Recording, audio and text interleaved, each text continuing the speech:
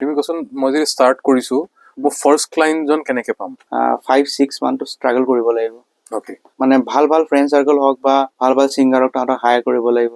যে মোৰ এটা ভাল প্ৰডাকশ্যন আছে ভাল এটা মোৰ তাত লাইক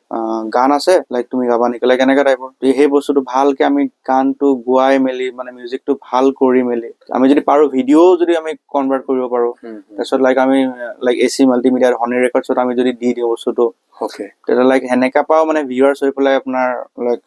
প্ৰমোশ্যন হৈ যায় বস্তুটো প্ৰথম এটা চেম্পল বনাবই লাগিব ৰাইট তুমি কাৰোবাক নিজৰ লগৰক কোৱা বা আৰ্টিষ্ট হায়াৰ কৰি পেলাই পুৰা প্ৰডাকশ্যন এটা কৰিলা তাৰপিছত সেইটো তোমাৰ এজ এ চেম্পল হৈ যাব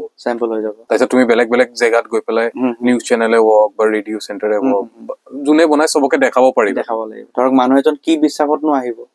কিবা এটা চাইতো আহিব পাৰে ন লাইক কেনেকা কাম বা ইয়াৰ কেনেকা ষ্টুডিঅ'টোও চাব কামটোও চাব ইয়াৰ তাত কি ইকুইপমেণ্টছ বিলাক ভাল আছে নে বেয়া আছে সেইটোও চাব ক্লায়েণ্টে বহুতখিনি বস্তু চায়